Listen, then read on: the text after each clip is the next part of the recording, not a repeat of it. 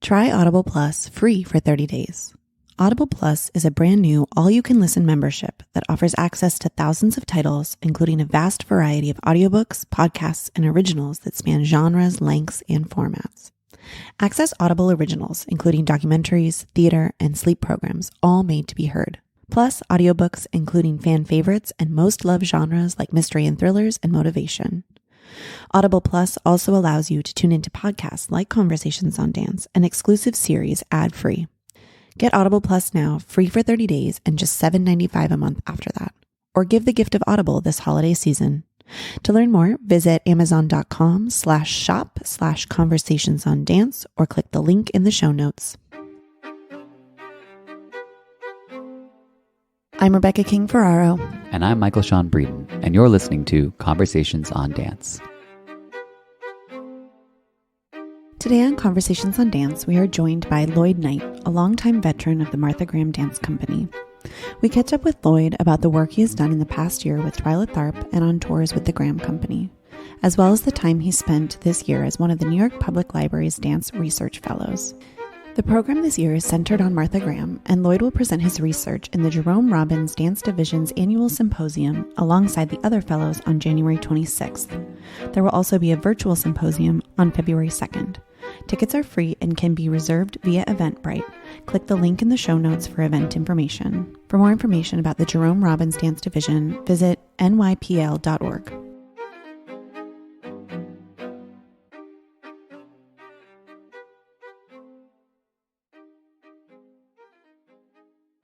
Good morning, everyone. Lloyd, welcome back.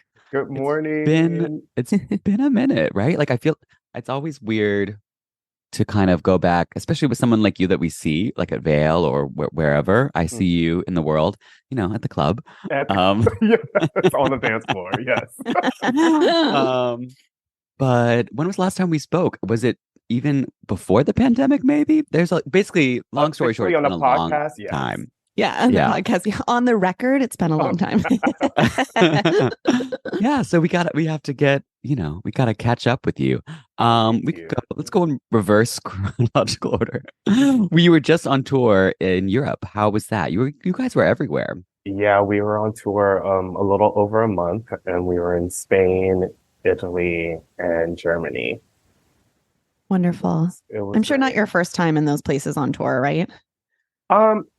Like Bologna, Italy, that was my first time. Okay.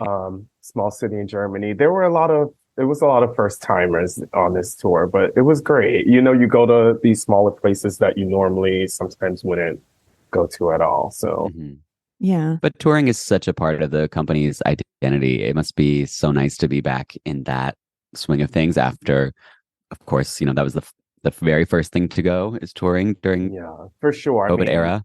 I really enjoy it. I'm usually the one. I'm like, oh, I can go a little bit longer. Some people are like, no, thank you, no, ma'am. Like, get me home.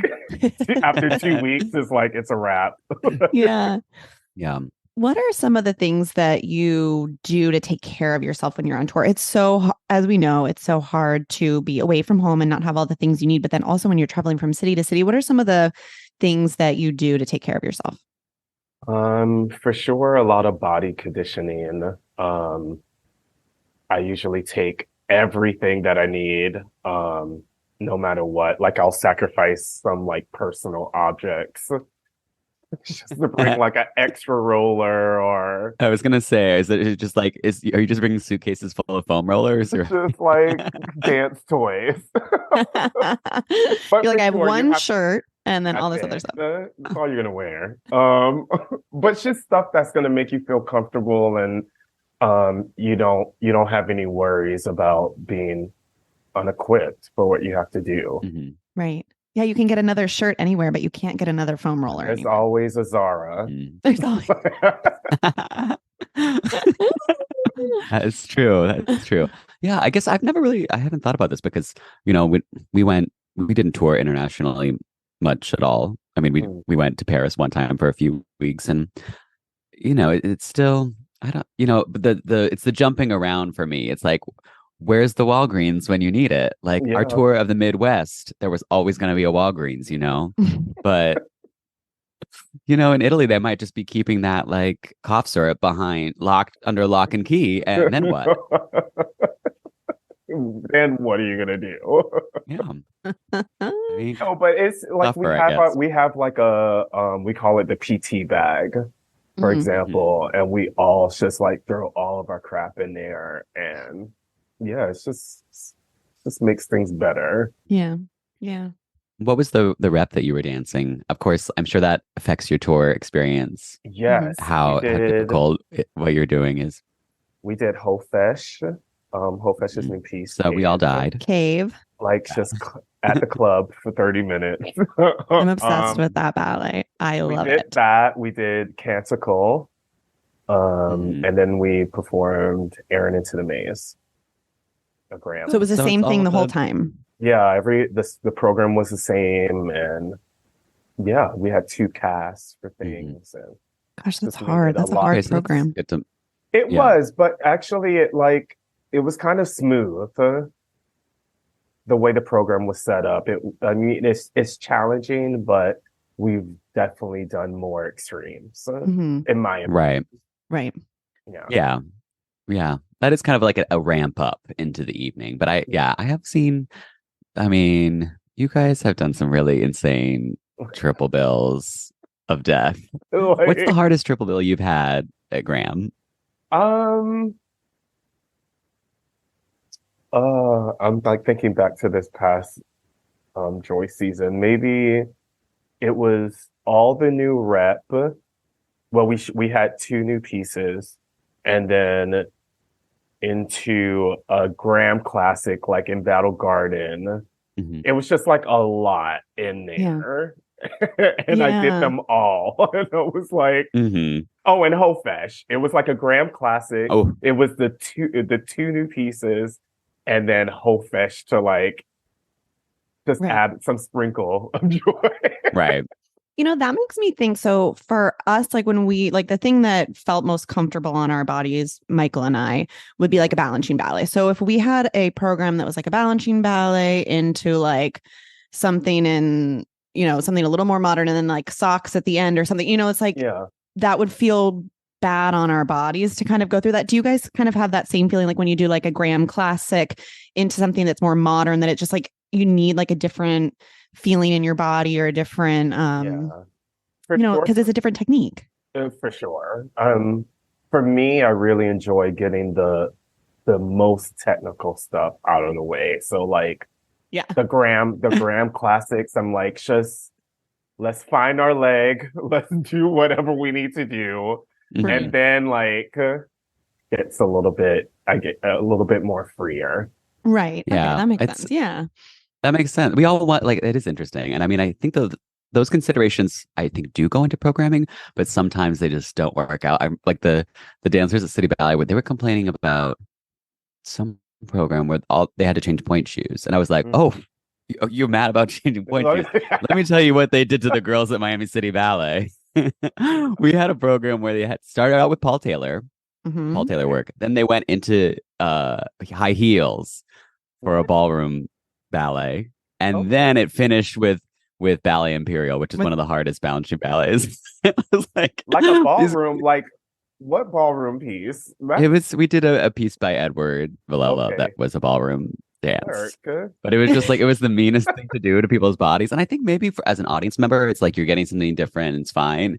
But I just remember a lot of tears. Yeah, it's hard to like that exchange, whipping from one dance style to the next. I mean, even in rehearsal, sometimes like if we're like working on a new creation, a contemporary work for like hours, right? And then we have to jump into the Graham stuff afterwards. It's hard. Like, yeah, right. It takes a lot of work. Yeah. And your class is so specific to get you exactly where you need to be to do Graham stuff, right? I mean, yeah, I totally understand that. Can we talk about another choreographer of note? When I said we have to catch up on a lot of things, we got to catch up on a lot of things. So this was over a year ago, but I want to hear about your experience working with Twyla. Was that your first time working with her? First time.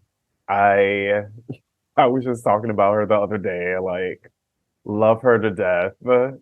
It was by far one of the most challenging, most rewarding experiences I've been through. Yeah. I've been trying to work with her for a while. Like I followed her work for, growing up. And Mhm.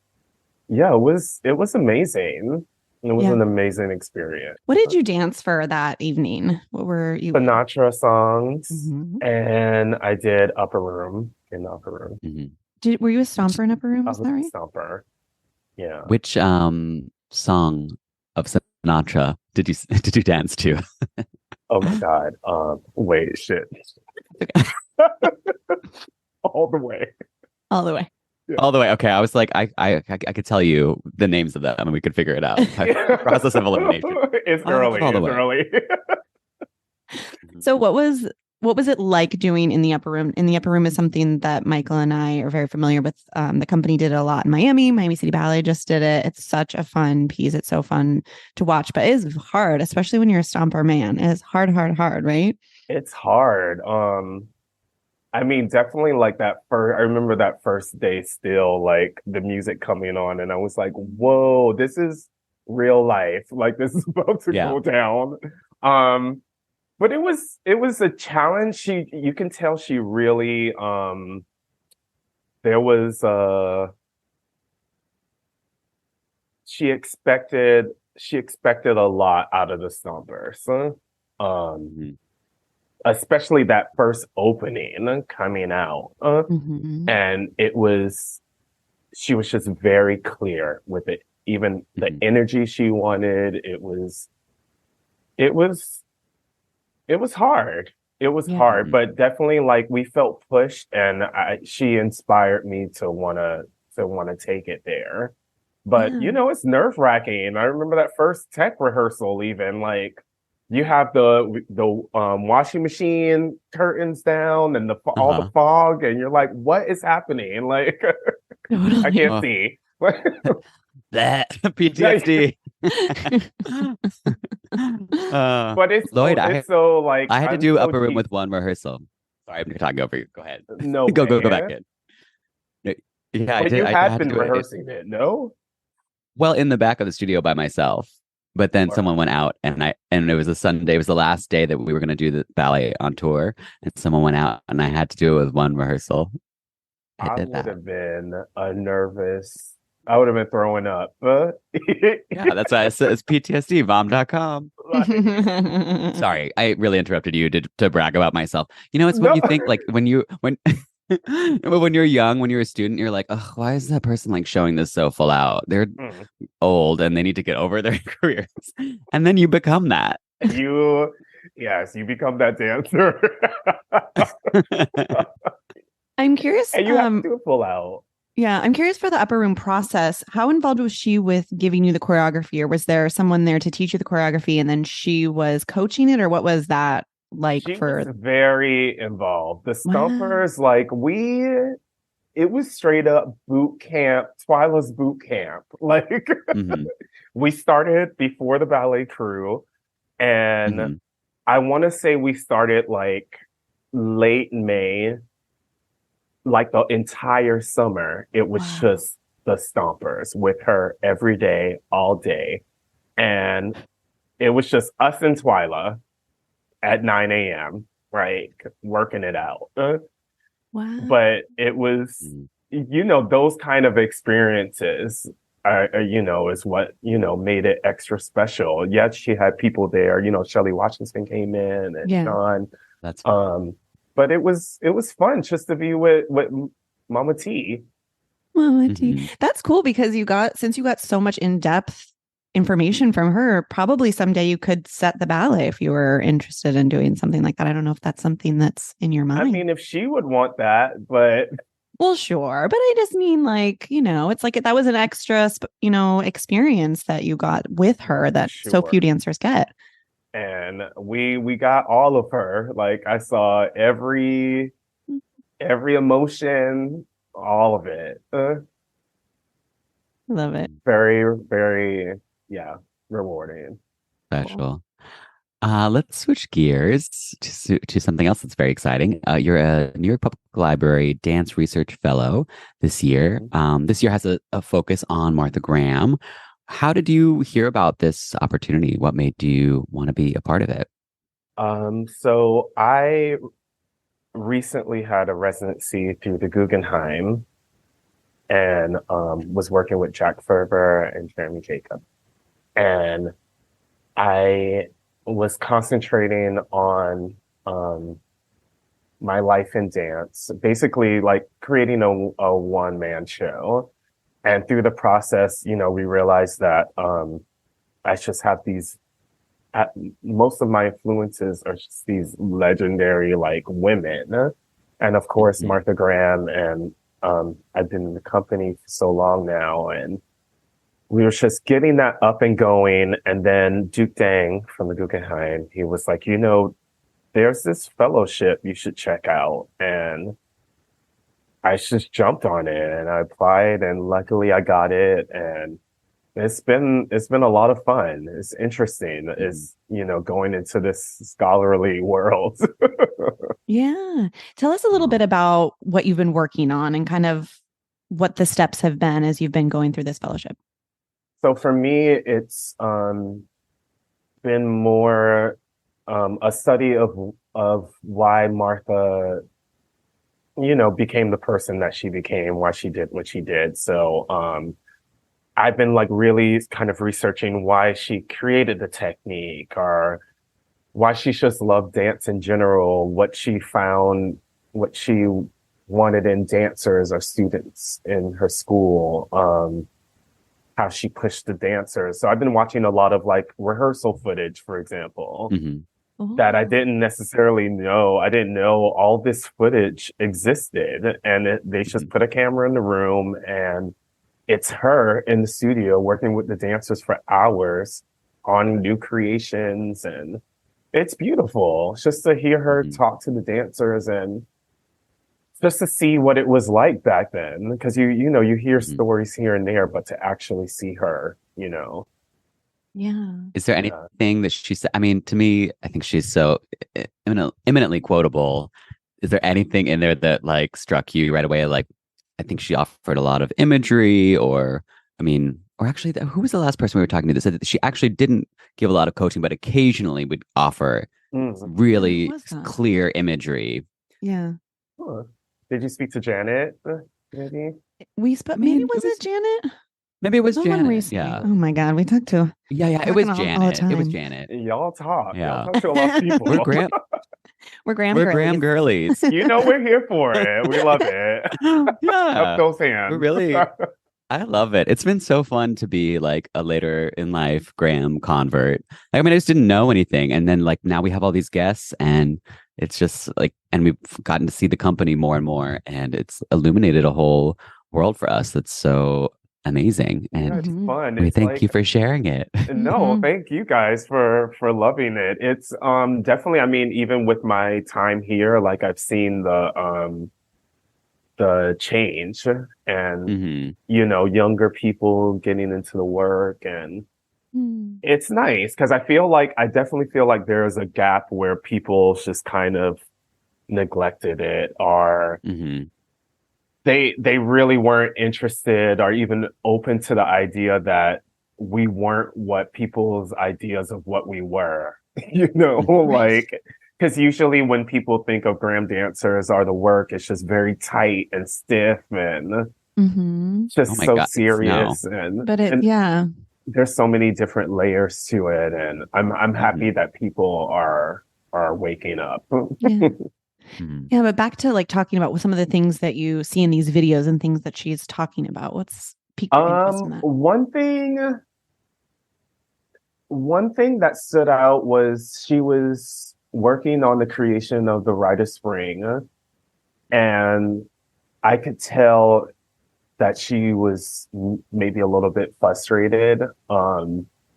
She's much older, so she's not showing things loud. She's barely showing anything. She's just giving imagery and whatnot. And I think there was just a high demand. She knew what was in front of her, and at some point she starts talking about um, the challenge of producing, and she gave this story about witnessing, these caged alligators in a park being fed meat. And all the alligators are ripping apart the meat, and she's just watching this like attack going on. And she was like, sometimes I feel like that piece of meat, like everybody is just taking a part of me, and I'm just like trying to gain control. And I was like, work, girl. That's how I feel too. I was like, truth.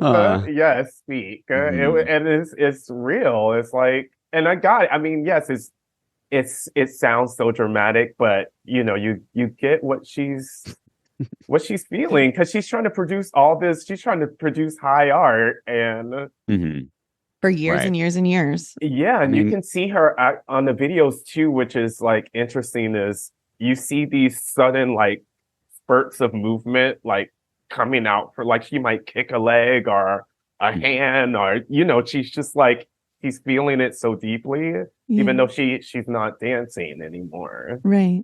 So, yeah. I mean, she really one up Katy Perry there. Do you ever feel like a plastic bag? No, I feel like a piece of meat being ripped apart by alligators. So good. It was great. Like, I love it. Like, I really, whenever I have to watch those videos, I always make sure to like give myself time, because you never know if you're gonna like miss her talking or miss some information, because she really shoots out some poetry. Yeah.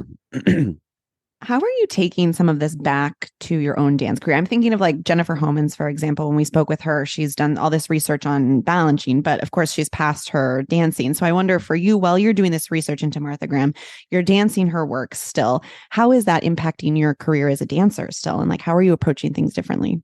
I mean, for sure, because it's Martha talking about her work, and you're seeing the dancers of that time, like either creating it or rehearsing whatever's already been done. I take that into rehearsal. Hopefully we are working on something that, that's on that footage. But like, for example, like the Rite of Spring, all that footage, we're doing again this season. So I'm definitely like taking that knowledge or taking the imagery that some of the dancers are Martha is talking about, and trying to include that in my work. It's luckily we have coaches, and Janet, of course, that's even though the it's set, the choreography is set, they still want us to bring our own into the work. And so it's nice to have that that feeling behind us, that you don't have to, you're not trying to be like dancer A completely. Right. Like, you have the frame, but yeah. I'm thinking about how, like, in rehearsals, sometimes we'd be like, oh, I remember, a ballet did before. Someone would be like, I remember we have that. The arm used to be like this. And you're going to be like, in the 1954 video, actually, I saw that the hand was here. Except for you're going to have like real information as opposed to just, I remember.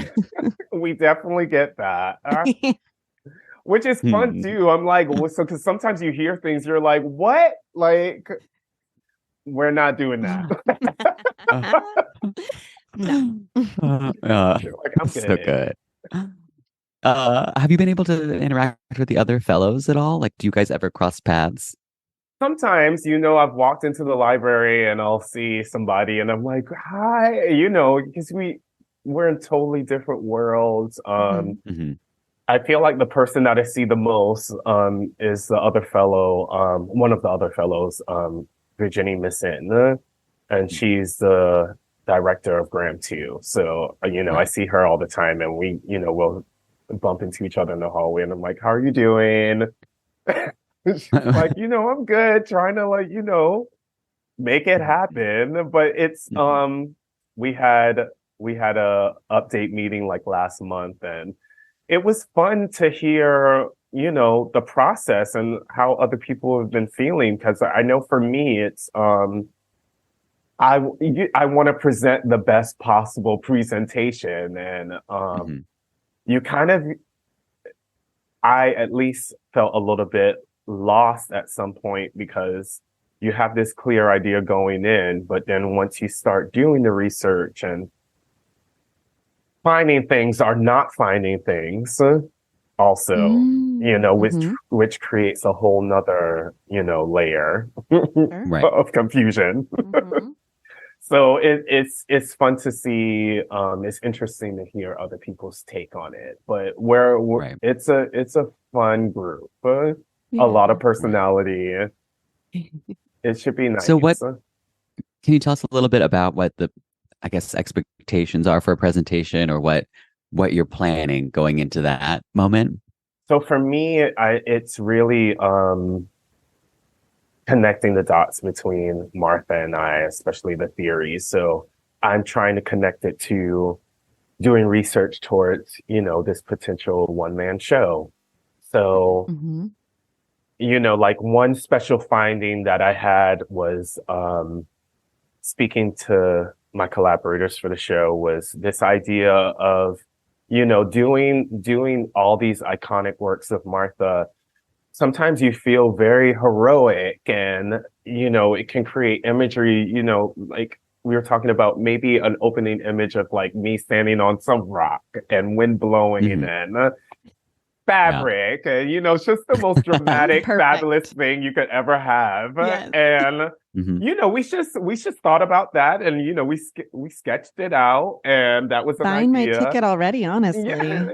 And then went Yeah. to the library, and I found this sketchbook by this artist who had come in and did all these beautiful sketches of particular works. And there was a work that he sketched out, and it's her on the damn rock. And I was like, oh my God, that is it. Like, that is the image. Right. So Wow. during the presentation, I want to do exchanges like that, the ideas behind the show and the theories, but also how they relate to the real work. Wow. And, theories on dance, and, my ideas of why I dance and why I love the work, and hearing her talk about it as well. So really it's just an exchange of ideas. And Mhm.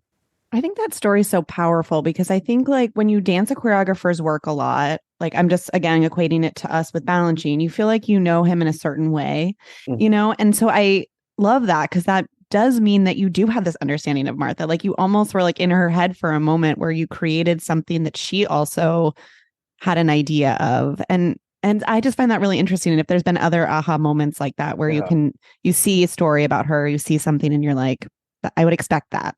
But also, I think, maybe you guys have had this too with the Balanchine work, but, maybe she might have not necessarily described everything or gone into full detail, but the just working on that movement vocabulary for so long, you just understand it. Like you don't necessarily need to hear a word, or you just get it physically because of the feeling that you have in your body, what comes out of it. Yeah, like when we would be setting a piece and we would be like, oh, is it this? And we would do it and be like, no, that feels awkward. So it can't be that because it doesn't feel right. It's like you feel like you understand a little bit. I mean, or then you have the coaches that come in that, maybe created that work or work with Martha, and they help guide you into the right path. Right. Yeah. Right. So this is are we yet into the 3-year celebration of the 100-year anniversary? Yes. We just kicked it off. That's amazing. I mean, I couldn't believe. I mean, it's a fantastic 100, idea, I think. Right. Yeah. 100 is crazy. I mean, it really is. That's wild. Isn't that We have a dance. Yeah, we have a dance organization in America that is 100 years old. That feels crazy when you think about, I don't know, just feels like dance is still kind of in its infancy in America compared to other places in the world. But Martha Graham Dance Company. Oldest dance amazing. company in America. It's wild. So, of course, it makes sense, I think, to have this extended celebration. Can you tell us a little bit about what is happening this year for the company? So this season is going to be bomb, where we have a city center season, and we are doing the Ride of Spring. We are doing Appalachian Spring. We're doing Agnes DeMille's Rodeo. There's Maple Leaf Rag. There's a new work by Jamar Roberts. And I'm sure there's possibly more in there, but Yeah, it's really full. Yeah. I'm super intrigued by the addition of Rodeo because, DeMille and Graham were kind of contemporaries, and I don't know, Rodeo hasn't been seen in New York in a minute. I know ABT did it at City Center back when they used to do City Center season, but that was the last time I saw it. Yeah, I think it's cool that Jana has programmed it. And have you guys already started working on it, or yeah, we've already later performed on? it. Oh God, wow. Yeah, we so we kicked off the celebration, the 100-year celebration in Northridge, California, at the Soraya. And that's where we premiered Rodeo, and we did it in Santa Barbara after that. It's wild. At first when she said Rodeo, we were all like, what? Like, I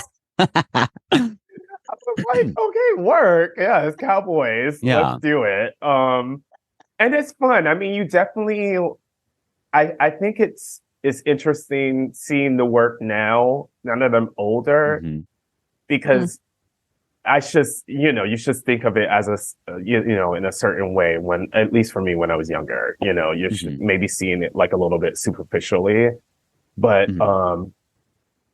diving more into the work, and she's very similar to Graham, that time period, and really storytelling, and each gesture, like really having this meaning, and it's not about a pointed foot. There's moments in there, they're like, do not point your foot. And you're like, but wait, like, why?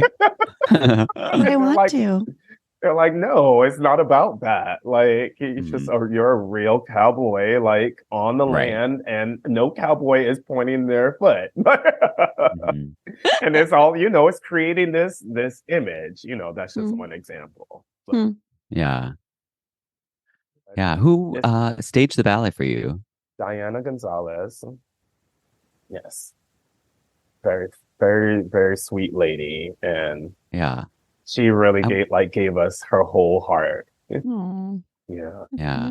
It's interesting because when you think about, people like Graham and Balanchine are just a lot better preserved and cared for, and DeMille's legacy is a lot more fragile. Her work is done less frequently. So I bet like the responsibility and the intensity of that, I bet is probably different. Yeah, I mean, Diana for sure. She stuck her ground, and it was, the things were very set, and we watched archival footage. There's one video, I think it's from like the 70s at ABT, and we watched Ballet West, and all these different versions just to see, what she really wanted us to do, and she was very excited to see a modern dance company take on the work, and she really felt like we could bring in some substance into some of the movements that Miss DeMille had asked for. Yeah. Yeah. Which of our Graham queens does the central role? Who's the And he's like, give me the casting. You have a Laurel, and course. you have Marcia. We love to see it. Yeah. Firecrackers. Yeah. Oh my gosh. I love it. I bet they eat that up. They really do. It's like perfect casting. Yeah. Yeah. That's cool. I want to pop back to the fellowship just before we wrap up. I just am wondering, Well, you will be dancing for a long time in the future, I'm sure. I just wonder how you think that some of this research might help you in whatever comes next for you in your career a long time from now. Oh, good question. I mean, definitely giving me a better understanding of who I am as an artist right now. How I want to continue to grow. I think that's been the most important finding that I've had, or, what I want to push on with, definitely the gram work is there and it's special. And, as I continue to dive into that, even, I keep talking about the Rite of Spring, but it's just something that's happening right now. And, going back into rehearsals for that, you grow every year, especially, going through the pandemic. It was just a time loss. So, it's just right now, this period just feels very needed, I guess I could say. And I'm, not taking anything for granted. So just really trying to get the most out of these experiences and, my dancing years. Yeah. Yeah. Oh, I love that.